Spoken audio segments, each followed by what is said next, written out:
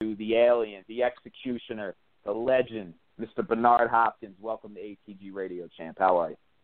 Hey, thanks for having me on, man. I'm great, man. Sorry, I might have been at least 20, 25 minutes a little late, but glad to be on, man. How everybody doing? And go Eagles. Go Eagles. We got a championship city going on, champ. I mean, we'll get right into that. New England Patriots, they met him there a few years ago. I think, what was it, 2009, I think, or 11? Yeah. I got these years mixed up. They didn't pull it off. Third year. Does Bernard Hopkins is he a Swami in football like he is in boxing? Can you predict? Do you have that feeling that the Eagles will finally bring a Super Bowl championship to our great city? Yeah. Yes. First, it's our time. It's the city's time. It's the Eagles' time. It's all a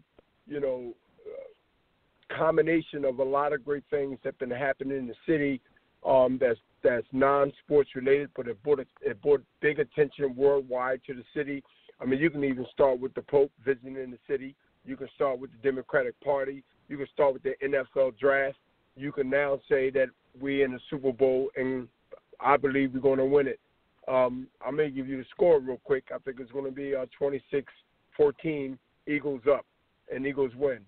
When the timing is right, and when the time is just timing, it don't have a lot to do with anything else. A lot of times when it comes to that point, and it is a rare situation, but when you see it and feel it, and you see the momentum, I just mentioned all the 3 or 4 things that happened to Philadelphia in the last 15 months. We're not talking 10 years or 5 years or even 3 years, 15 months. These things that happened great for the city, brought the spotlight to the city. And now, as the city skylight is just about green everywhere you look, it's unbelievable, but it ain't done until it's done. It ain't over until it's over. They up against the old GOAT, and I know how it is to be the old GOAT, and that's going to be the beauty of this victory. The beauty of this victory is going to be that they up against Brady, who been here so many times, who is a guy that you must respect, but not overly respect. You can't over-respect him. You got to respect him, but you can't overdo it. There's a fine line between respect and understanding in short time, whether it's in a ring, on a basketball court. In this case, we're talking football field. Tell you what, this week or the last 2 weeks have been great for you. You found out that the Eagles are going to the Super Bowl, and a lot of people in boxing have found out yesterday another big fight has been made. Talk to everybody about Canelo Triple G2, what you can divulge and what you can't. I understand, but talk to us about that fight. Well, this is a fight that fell under a lot of controversy of mainly the scoring. We all know.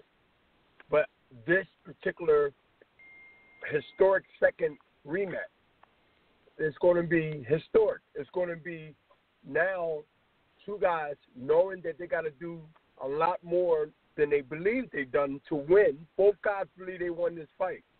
That it's going to be, to me, the second fight is going to be even better because all eyes are watching. And even more now because they want to get it right. The judges want to get it right. We want to make it right. And the fighters definitely want to make it right. And so it's always been a really good and bad conversation and hype or whatever you want to call it when you have controversy. It could be good for business, but it also could be bad for boxing. I think we're at that situation where the credibility of boxing, because of the Judge Bird scored it the way she scored, it opens up old wounds, and y'all know what I mean by that. We must get it right when especially when we have our Super Bowl fights, when we have our Super Bowl moments, whether it's May or September, Cinco de Mayo or Independence Day, when you have these highlights as the month with a superstar of boxing at that particular time, You definitely got to get it right because all eyes are watching. Even the casual fans normally watch big fights those 2 particular months. I'm glad that we got the fight done when there was speculation on whether it was going to happen or not. It's going to happen. And it's going to happen where I believe Canelo, who's been through the fire the first time, is not going to have the anticipation of what might happen, even though it's always danger. You're going to see not a different Canelo, you will see a better Canelo. Well, let me ask you this. I'm going to pass you on to Tim Cudgess here in a second. And a better Triple G. And a better Triple G. Oh, don't get me wrong. You're going to see a better Triple G, and that's what's going to make this thing go down to, let's get it right. The fighter's going to come in there like that. Sorry to cut you off, but I want to get that out there. Bernard Hopkins can cut me off any day of the week, okay? Not a problem, champ. But, is this fight official yet? Is it 100% official? Yes. Now, do you think they're going to have a venue for it? What's your timeline on the venue announcing it? Is it going to be within the week, 2 weeks? The venue is going to be the same. It's going to be at the T-Mobile Arena in Vegas, man, where the big fights happen. It is. That okay. fight's going down in T-Mobile. Yeah, it's coming down in Vegas, man. T-Mobile Arena. Okay. I was just hearing some speculation about that. Soon to be press conference. And soon to be press conferences to be at multiple cities to promote it. Okay. Well, I'm gonna tell you what. One of the biggest fans of you, of course, Frank Staya, but Philly's own himself, Tim Cudgess. Tim, you got Bernard Hopkins.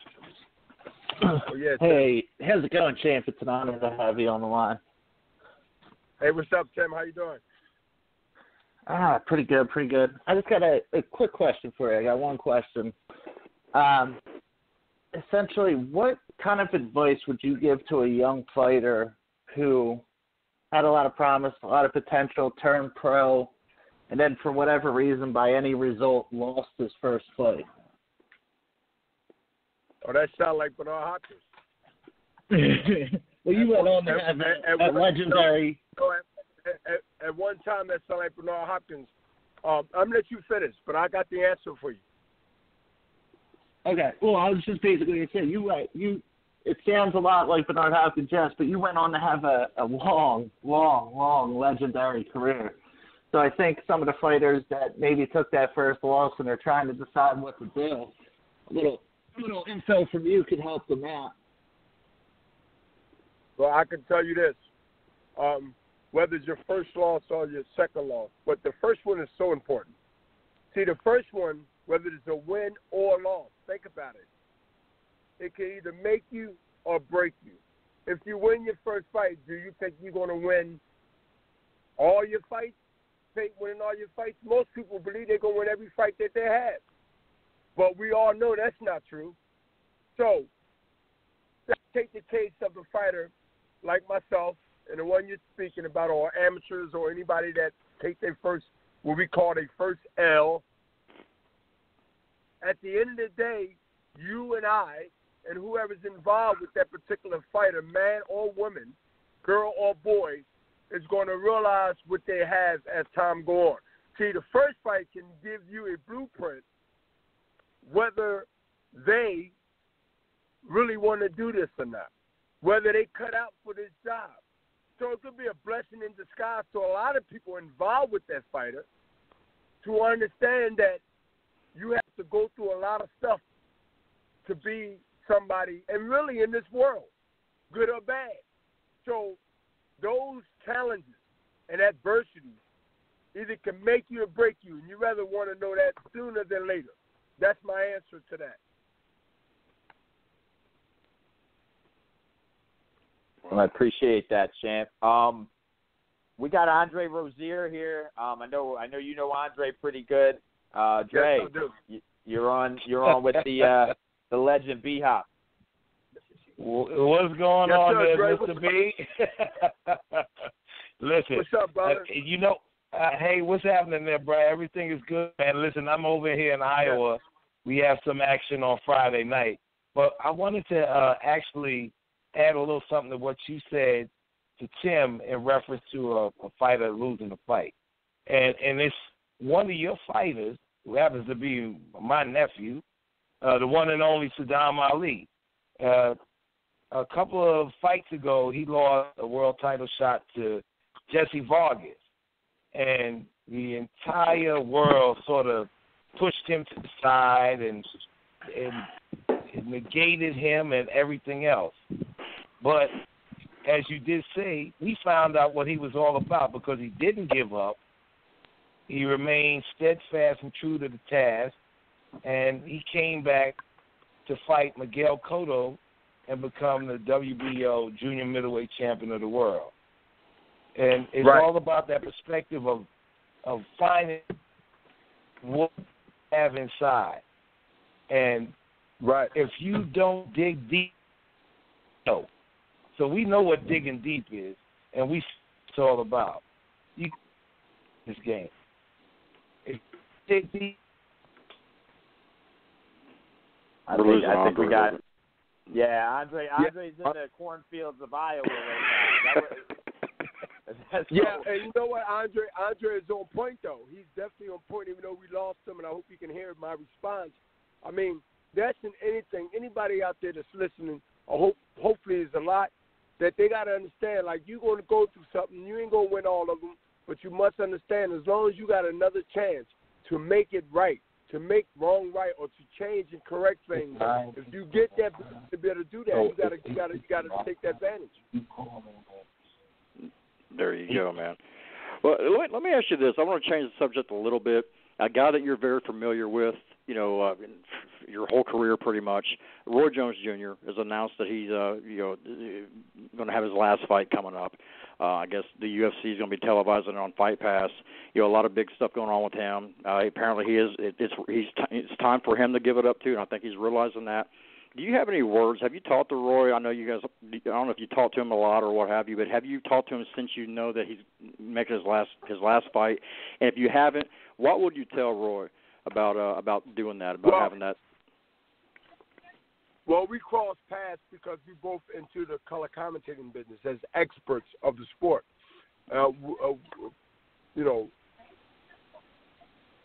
Well deserved of what we know and our knowledge, but. No man should be able to say to another man to stop doing with credibility of, we make our own decisions at the end of the day. Like I made mine my last fight, like he's making his. But I would just tell him, if I was to see Roy right now, and as I speak to you on this phone, this the last one, man? Yeah, this the last one, B. All right, Roy, listen, man. You have great careers, brother. But at the end of the day, we got people to go home to, man, and be careful and make this the last one and make it the best one. And I will pay that homage to him, man, and respect to let him know that, at the end of the day, you must be happy with your decisions, even if they don't go your way. See, that's the man part, man. Because, see, it's easy for us to say, you and I, and be concerned. Most of us, and say what a man shouldn't do. But if that's what he should do, even though we disagree, I must salute you for doing what you feel you need to do. And however it turns out, you got to live with it. And so I hope that everybody who want to do something when they are told that they can't, whether they're young, old, or in between, you must do what you feel you need to do. Because at the end of the day, you never want to go back in time when it gets too late and say, I wish I would have fought one more time. That is something that you definitely will live with for the rest of your life. Think about it. You will live with a regret that you could have never regretted it by doing it at the time where you can. Maybe not as you used to, but you did it. And if that's out of your system, see, I had to get something out of my system. Roy Jones had to get something out of his system. Look, we all know a lot of us go back in the ring for the wrong reason. And I hope it's not for that type of reason. And you know what I'm talking about. There's a difference between fighting because you don't want to let go and fighting because you have to. Have to for what? Because of what? That's when you ask Roy Jones. So the reason why fighters fight, and most of the time, if you look at the time we look at history of time, is not for the good reasons. We all know that. Well, speaking of Roy Jones, a lot of people, and they can say what they want, but a lot of people thought he fought, a little bit too long in his career. I think, if you're a fighter, you should fight. You know what's going on. You know when to pull that switch. You know when to turn it off. But another fighter 6 months ago, Andre Ward, a lot of people, kind of put you and him together. Always wanted to see that fight. He retired. A lot of people thought too early. Do you ever think that Andre Ward? You think that he's going to look back and wish that he fought again? Do you think that he's really going to retire? You ever see Andre Ward coming back? I think. First of all, I think that anything is possible. I talked to Andre Ward. I was in L.A. recently. He was in Denver, and we talked. I could say this often. On air. From the amateurs. I met him through Brother Nazim, which both of y'all know. And I've been his fan, and I've been following him ever since then when he won the gold medal. Matter of fact, our only gold medal winner, I believe. Or at least the last two. And, you're right. And Andre Ward did something, and this is really a good question, man, that you're asking, because I had a big debate about this, man.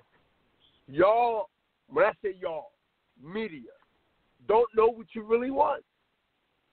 Because here's a guy, and you know where I'm going. Here's a guy that's saying, look, I'm going out on top. I'm good. I'm cool. He has a really, really respectful way of living to himself. What I mean by that is he ain't all over the place, disrespecting, doing this, doing that. Very grounded. He's not gloating. He's not gloating in your face that he doing this. He got this. He got that. So what? Andre Ward is the most quiet, successful fighter in my modern time, and this ain't even my era. So I'm going back 2 or 3 eras. And he said, I'm done. Shocked everybody. Wait a minute. You can't be done. Oh, it's just a negotiating ploy. Come on, man. And it's true, people do that. But when I looked at Andre Ward and I asked him, he said, Bernard, I'm done. I did all I can do. And you got to remember, this man went through lawsuits, man, that was really, man, you don't have to be right in America to sue. But that might have took us some time, and he healed and got back and still won the 6th tournament that his Showtime have done. Then come back and beat some top fighters. Well, stopped him in the second fight. Do Andre Ward have a couple more good years in him? Hell yeah.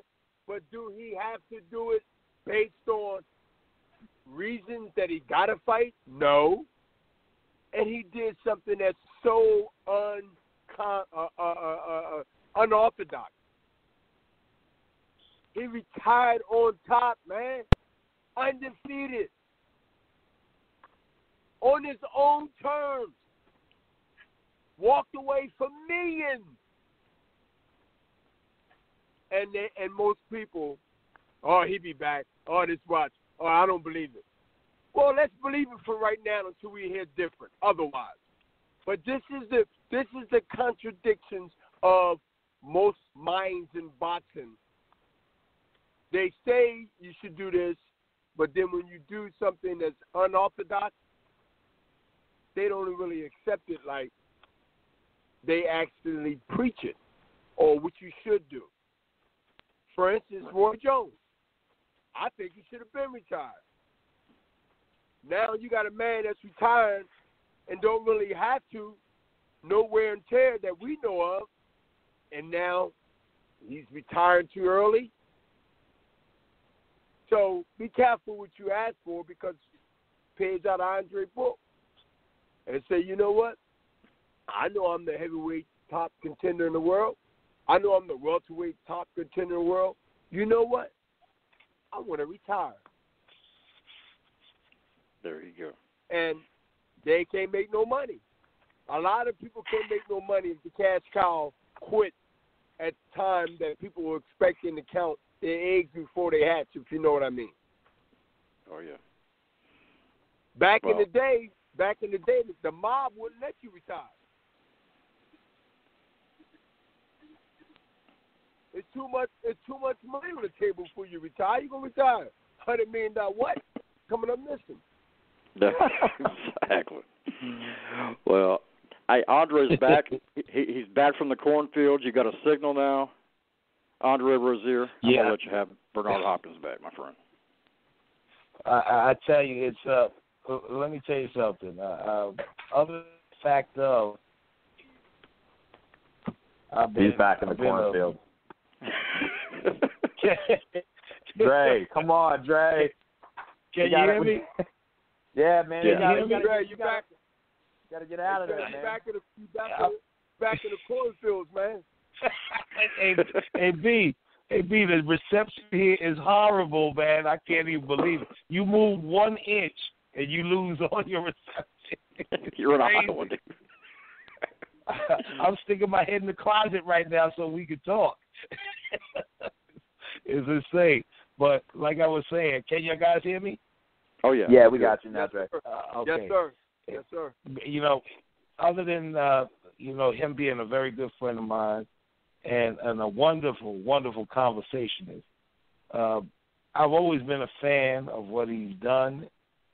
He's always brought to the table excitement and flair and drama. And as he goes on now, and he's helping young fighters move along, one of them happens to be mine, and I do appreciate it.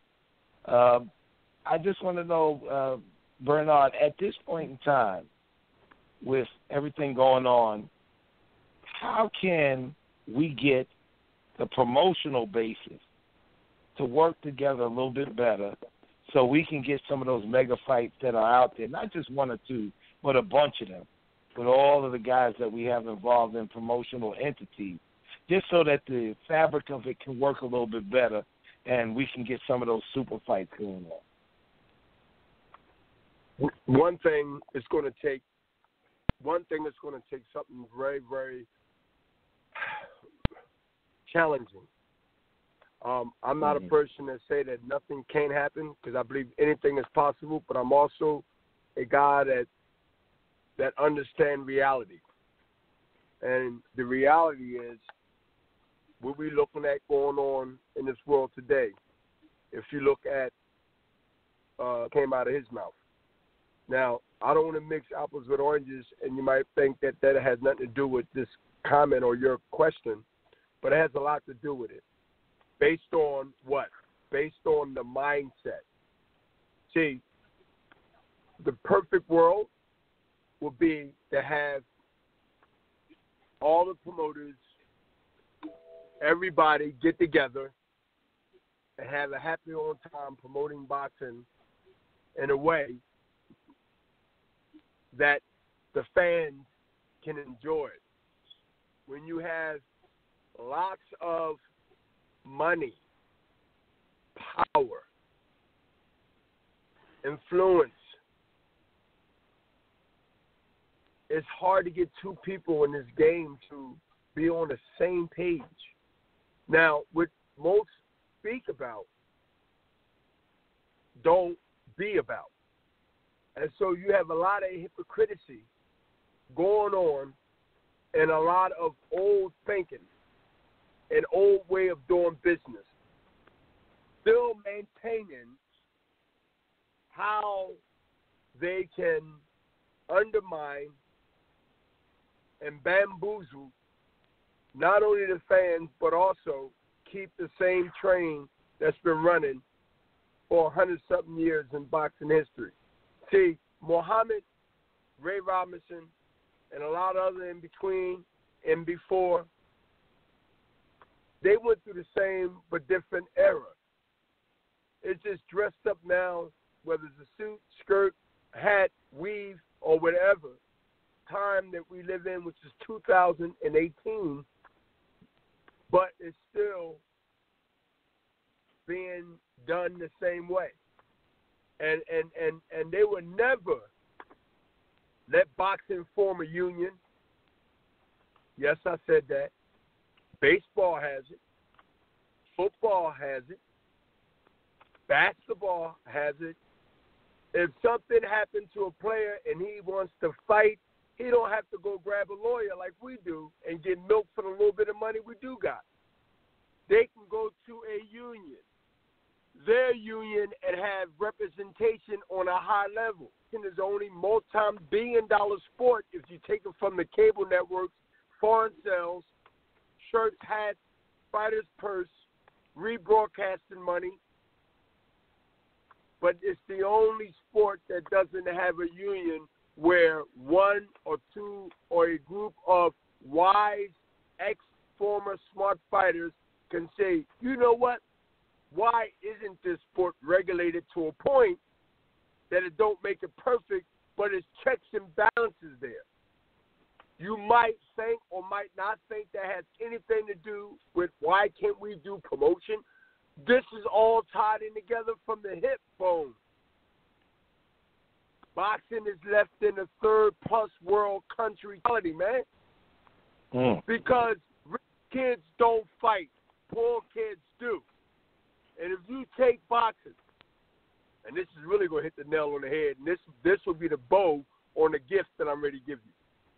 From my perspective and my spit, if boxing was 99.9% African-American, Mexican, Puerto Rican, any color that wasn't the opposite of brown, it will be a rainstorm of regulations and hollering, screaming, and protesting of basically modernized slavery. Well, how you going to say that when the fighter Floyd Mayweather getting $30 million and this fighter, you know what I'm talking about. See, don't worry about what the fighter's getting. Worry about the people that's paying the fighter. If they giving the fighter $30 million, they got to be making $300 million. So don't be concerned about the jab that sets you up for the right hand. Be concerned about who writes the check for the ball player or the boxer or the football player. Don't worry about his money. Be glad he got that money coming out of the sticks in America. Be glad that he can do right by that money and not give it back buying name brands and buying this and buying that. Don't give it back to him.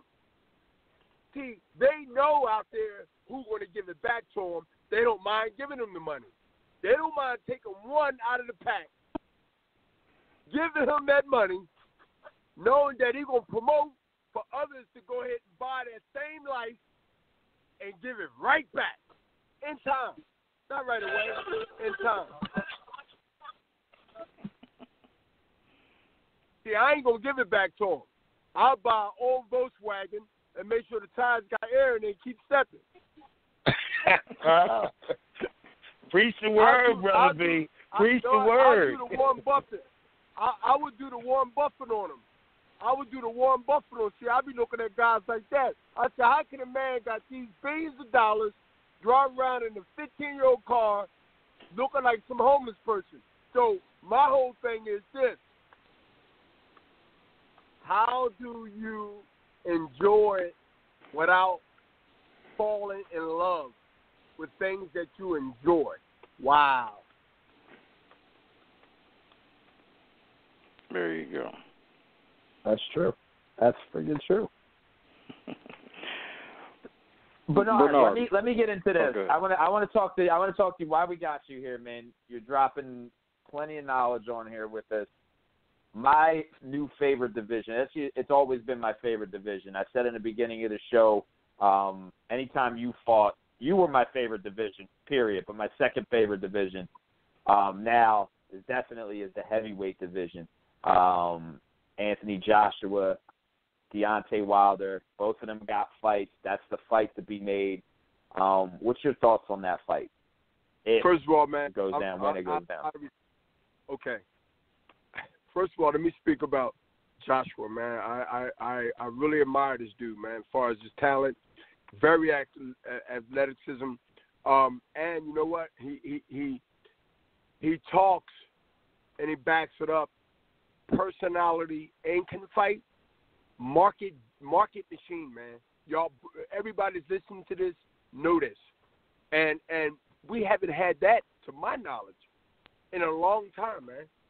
So, you know, when I see a guy that's big but can fight and athletic, that's a different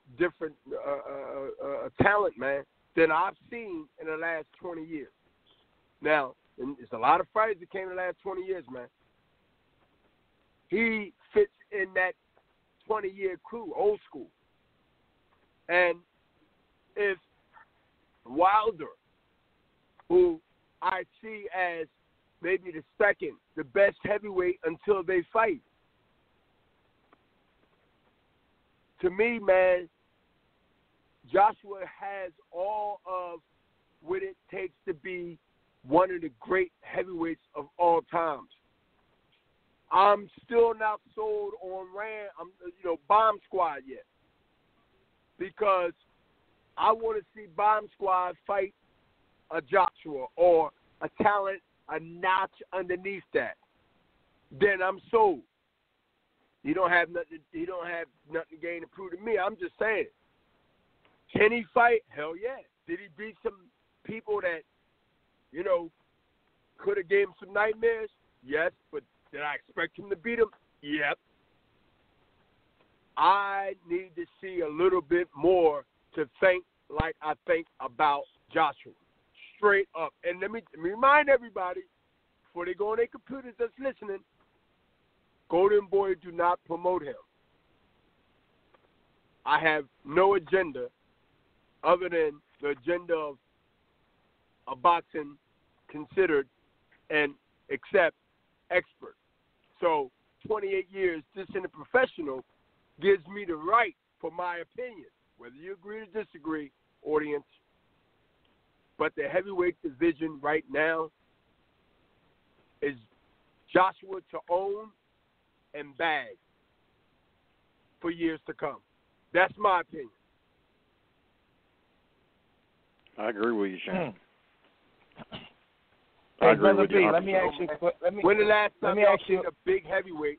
When the last time y'all seen a big heavyweight that's big and athletic and can hold his own conversation to be able to memorize the press? I mean, Ali done it. Riddick Bowe, if you remember Riddick Bowe, I don't know how old. You know, I know I got. Oh yeah. How can you forget Riddick Bowe? But Riddick Bowe, man. You know, Riddick Bowe wasn't that athletic though. Riddick Bowe wasn't that athletic, but he could flat out fight, and that's what got him through. Right. And I've been on two of his undercards. He fought Jesse Ferguson, the Boogeyman. You remember that? Oh yeah. Oh yeah. Oh yeah. I fought Roy Jones for the first time in '93 at RFK Stadium, D.C. HBO first fight, my first time on HBO. So I when I see Joshua and I look at him, who was the last heavyweight we had that you know got that fight mentality and you know he's gonna go far? I said last time I seen that actually was with Riddick Bowe, Big Daddy. Mm-hmm. I told HBO, I told my guys, I told anybody that asked me, because I get asked a lot, what do you think about Joshua? Is he the real deal? Yes, he is. Fans ask me all in Philly all the time. Yo, man, I want to see that Joshua. Is he the real deal? I said, I haven't met him, but what I see, he's the real deal. Well, hey, Brother B. His athleticism going to beat a lot of guys. Watch. Brother B, Joshua happens to be a fan of yours also. Just one. Oh, he is? Tell him I need 2 tickets for his next fight. That's right. I need 2 ringside tickets to his next fight. I think we can work on that one. Check this out. I know. Check this out, though, man. I just like everything body, man. For real, man. They can call it what it is, man. This thing, and I'm excited. And I know I mean, this ain't acting, because how long has the heavyweight division been asleep, y'all? Wow. It's been asleep for a long exactly, time. man. And let me tell you, I don't care what nobody say, man. Even my division, in the middle of all 24, 25 plus divisions. At the end of the day, we know the weight and the attention across the world with the heavyweight fight, a bona fide, certified, brings to the table when it comes to a heavyweight fight. It brings people that don't even think about coming to boxing. We all know that. It's just some stigma, man, that comes with a heavyweight fight. Well, Frank was talking about the heavyweight division, which is a huge, one of the biggest divisions in boxing, really growing right now. But there's, boxing as a whole. You got many divisions, welterweight, middleweight. Your former division. I wanted to ask you about that. The light heavyweight division, like we talked about with your exit, with Andre Ward's exit. You said the cash cow is gone now. You still have Kovalev that's in there that's fighting here in a couple months. You got a lot of talent. Have you really been following the light heavyweight division? And if so, who do you think in the future is going to be the top dog in that division? Well, I think it's going to be more people that might move up to light heavyweight division. I think that the people that's there now, Sergey's in his, 34, 35, I think there's a few fights there. Then he has to figure out what he's going to do, whether cruiserweight, whether maybe heavyweight. I don't know how far deep into weight class he will go up. But I think that within 2 years or less, that means maybe 5, 6 fights, maybe, big names out there that TV would even consider even thinking about purchasing, buying, to make the light heavyweight division become multiple fights. If you take the names that's there now, not the young ones that's in super middleweight, maybe a big middleweight, or even the young ones that light heavyweight, that we have a few on our side. But nobody's right now is that name other than Sergey Kovalev and a retired Andre Ward, who definitely don't need to come back and fight Sergey for the 3rd time. And you notice I didn't mention Adonis Stevenson. Where the hell he's been? He still got a belt? Why? Really? Do you feel that if you would have waited that long before you defend, do you think you would have got stripped? What? I think it would have been a felony by boxing. It would have been a felony won by boxing. How you going to hold up a belt for multiple years, fight 4, maybe 5 times in 3, 4 years without no exaggeration, and still continue to wear a belt to keep your pants up? This is what we don't need in credibility of what we say we stand for, man. He hasn't beat no big names in the last God knows when, except for Chad Dawson. Yeah, but that Chad Dawson, I'll be honest with you. Or maybe twice, if you're lucky, a year. I really don't know the last time he fought. I mean, I know we're in the early years. This 2018, I understand. But I think he had one fight maybe last year, and because I don't remember if it was the second one, because I don't know who the hell the name was. Fonfara. The second time. And you call yourself a light heavyweight champion. And don't he understand that he's not 25? What, he's 37, 38? What are you waiting 38. for, man? Yeah, but Bernard. He's just 38. You're the epitome. But he's not Bernard Hopkins. So but you fought till you're almost 50 years old. But I mean, not everybody's Bernard Hopkins. 51. And the other thing about that is was active, but that's keto. Right, exactly. He was active. He was active. There you go. Adonis is not active. I don't know what the hell Adonis is doing, to tell you the truth. Yeah, I think he's eating those doggone plantains. He's eating them fried bananas over there, man, wherever he's at. He's eating them fried those plantains. You know, those plantains, man. He's eating those plantains over there. Those fried bananas, good, man. Yeah, they are good, but not when you eat 2 dozens. No. Come on, man. They're only supposed to go. That's the healthiest thing I like to eat. I love them, especially when I'm different places, Miami or whatever. Don't get me wrong, or a Cuban restaurant, but you can't be eating them every day, man. You might be 200 pounds. Well, let me ask you this, champ. You know, HBO had an event last weekend. Lucas Matthysse got him another belt. You know, it was a hard fight for 8 rounds. He finally, you know, put the eraser on it. What are your thoughts about Lucas Matthysse, and what were your thoughts about Jorge Linares in the co-main? Well, for the co-main was the co-main was it was action packed, but it's the bigger fights that's going to happen with Linares, and I just think he had a credible guy that could have really made things rough and possibly squeak the win out. But Linares came ready, came right, and it was a good commercial for what needs to happen next. Period. It's not hyping it, not downplaying it. The bottom line is Linares is due for a super fight. As far as Matthysse, I thought he looked very, very rusty. I thought he need to get off a little bit more. And my partner, Oscar De La Hoya, ringside, right beside me, said, you know, he's been off for over 12 or 13 months. It made sense. And then it happened. I turned maybe to the right. If you look at the rebroadcasting, I didn't even see the knockdown. I turned around because I watched it already since I've been home, and I said, what the hell happened? I turned with the 10th of a second, turned my head, next thing I know, this man is down and knocked out cold.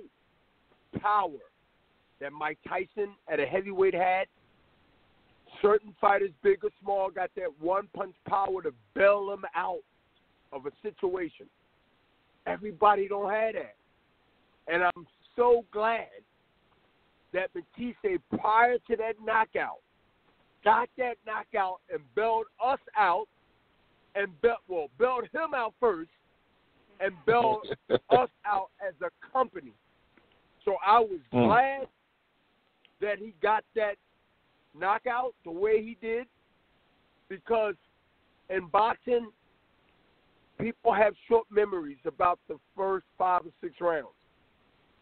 The last thing they seen was Matthysse knockout victory, and it's a major plus for us. Yeah. And for Matthysse, next move.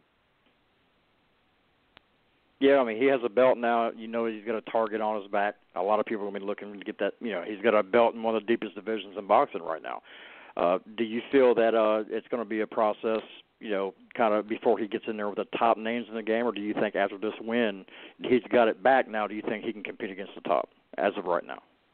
I think right now, based on his last fight and what I've seen, good and I would say good and rusty, I think he need to get right back in there with the best, the top, the next move. I don't think he should gamble. It's his decision, his manager. But I think he's right now with this experience.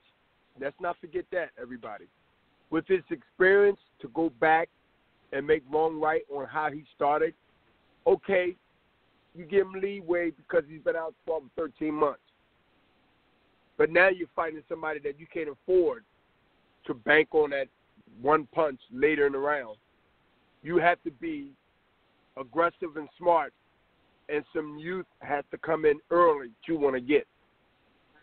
And I think that sooner than later, then take any tune-up of dangerous contender that can spoil his whole life right now and never get a big opportunity, because he can't afford to have a controversy draw or a loss if he wants this super fight and this big fight in his division, which is, as you mentioned, and I agree, is very, very deep. Yes. Okay. Well, let me ask you about Linares. After that fight against Hesta, a unanimous 12-round decision, Bob Arum has been quoted as saying that he is. I guess he moved around quick after that. He's already wanting to talk about negotiations about Lomachenko. That's a fight that's, in my opinion, is a very good fight to be made. Linares showed that he could definitely compete with Lomachenko. What are your thoughts on that fight? How do you think that fight would pan out? And is it possible that fight could be made?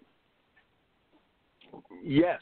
I mean, look, I could easily say, look, if the fans want it, we want it, it's going to happen. But we all know that just be promotional talk, and I ain't going to do that to y'all. Should it happen? Yes. Will it happen? Now, that's the big fight. The big fight is let's let negotiations happen sooner than far down the line where things can be complicated and you need time to get it together without burning too much time to make it happen by the calendar month and the calendar date. Because I want to see it. You want to see it. Yeah. My thing is, and Oscar thing is key. And I know y'all remember this when we had our transition, and you know what I'm talking about a couple of years ago. We want to put the best fights on. If we had both of those fighters in our camp, their representation, manager, advisor, or consultant would be able to let them know that, A, they want to do this fight. This is on the table. Let's start working. We want these two guys to fight. What do y'all think? Let's get this thing done. But that's not the reality of Arum has one top rank and we have the other. My whole thing is, and Oscar said it first, and I echoed it, we want to put on the best fights for the fans, and obviously we benefit as a company, and of course the fighter benefit. We just want to put the best fight on, and we know that's a chance. You don't think we've done that and took chances and our guys lost in some fights that we wish we would have won? But we said something that we want you in the world of media, whether you care for us or not, that's not the argument. You have that right. But just watch us. Watch us do it, and we can't fight for the fighters. We make the matches that need to be made, that should be made, not a guy that's this level and a guy that's that level. We should all think like this. When you have an A fighting an A, one going to become the B, possibly the C. Let them fight to be A, and let them fight to be A+. That's superstar status. That is, you're the man in boxing status. Everybody is targeting and wanting. So in boxing, it should be no different. We put our best against your best. You put your best against our best. How can you go wrong? I love it, Bernard. I love it, man. And I'll tell you what, you got confidence in that fight. That fight's going to be made. But guess what, though? What's important is you got different mindsets. And I think this is going to be the one that I think this conversation with everybody listening, and when it's played over and over, the key, whether the old range of thinking, just like in politics, just like in people think about how other people in other religions and things that they can't get over with because they stuck back in the 30s and the 40s and the 50s, and has the same type of ignorance. And it's only a few of those dinosaurs with the mentality in some of the new ones, believe it or not, that have to understand one way or another that their time is up. And your time is up not because I said it. Your time is up based on the generations that we live in today, the millennials. The people are thinking different. Y'all are stuck in a way that y'all never really thought that you had to make some adjustments, like a fight in the ring, like a quarterback on the field. Times are different. People are looking at things are different now. And they not only saying it's different, look around. Even in old neighborhoods, no matter where you live at, are being changed to now neighborhoods that you would never think that urban beat-up neighborhood would turn around and be one of the best suburban areas that you can buy for triple or 10 times the price it was based on being the slums. Even that is changing. And so the old thinking, whether in your 80s, 90s, 30s, 40s, 50s, not too much in the 30s. I say late 60s and on up. Times you can inherit stuff from your grandfather or your father, and you can be taught certain ways where you still stuck. You're just a little younger. I understand that process, but I do trust the process and know that every time a year goes by and a generation comes up from the generation that's there now, the fighters think different. They're more concerned about their finances and living off their interests and standing on a principle. They're thinking now about leasing a car and not buying a car cash. They're thinking about getting approval for a mortgage instead of dropping 2 suitcases, $2 million on a mansion. And they're thinking about now, why should I live in an apartment and I got a Rolls Royce and I can't even put it in the garage? All this stuff matters, man. It does. Time is up, man. Well, Bernard, this has been 10 years in the making. We've been waiting for you for a long time, my friend, and I definitely want to have you back on. Will you come back and see us? Yes, I will, brother. My promise and my word, like I came on tonight. When I got the text, I was glad to hear from you, and I was a little late, but it was a good excuse, man. I was getting my 53-year-old muscles, man, in the gym. All right. Man, I'll tell you what. Once we get closer, man, we'd love, again, man, this is a great honor. And again, I just gotta keep telling you this. You still are my favorite fighter, and I don't experience this watching any other fighter. And Tim Cudges, who spoke to you earlier too, every time you fought, we had anxiety, nervous, and that's like you've given a boxing fan and myself, a feeling of watching it. So I just got to say thank you, man. You're really the reason I am involved in boxing the way I am today. You're from Philly. You're a success. You started from the very bottom, underneath the bottom, and you came up to be, one of the greatest of all time, man. And that's, and coming from the city of Philadelphia, legitimately born, raised. And, like I said, man, it's just a great honor to talk to you, and I thank you for kind of paving the way for me to be involved in this sport. So, shout out to you, B. I appreciate it, man. Thank you, man. Thank you. And listen, the only way I will come out of retirement is to fight you if you stop being my fan. That'll never happen. I'll always be your fan, bro. Always, man. I want the best for you, man. Whatever the next chapter, you're on the promotional side. If you got more goals, man, if you decided to go out and play tennis or something, I'd be there. And I've never been to a tennis match, so you'd give me a reason to go to one live.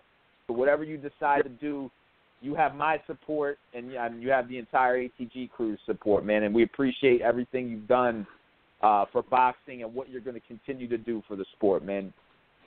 And one more thing, one of the things that I'm definitely doing now, because I was multitasking and thinking of this one, even in my active career, not in the middleweight more or less than the light heavyweight more, is that to take the health awareness, to live off your interests and not negotiate your principle.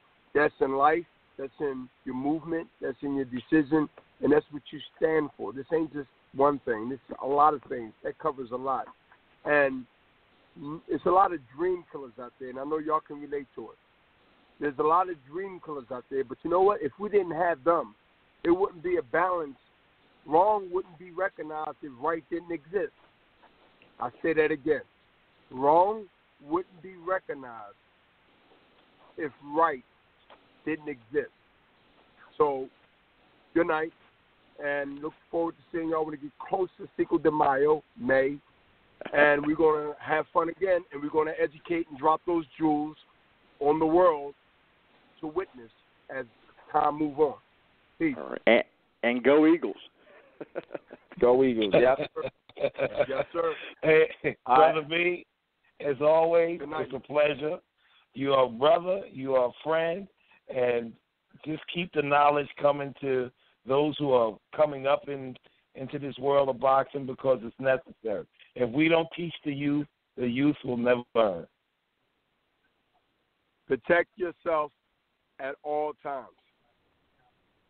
That's official. Appreciate you, Champ.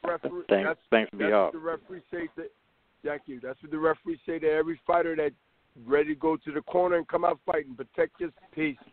My man. Thanks, Bernard.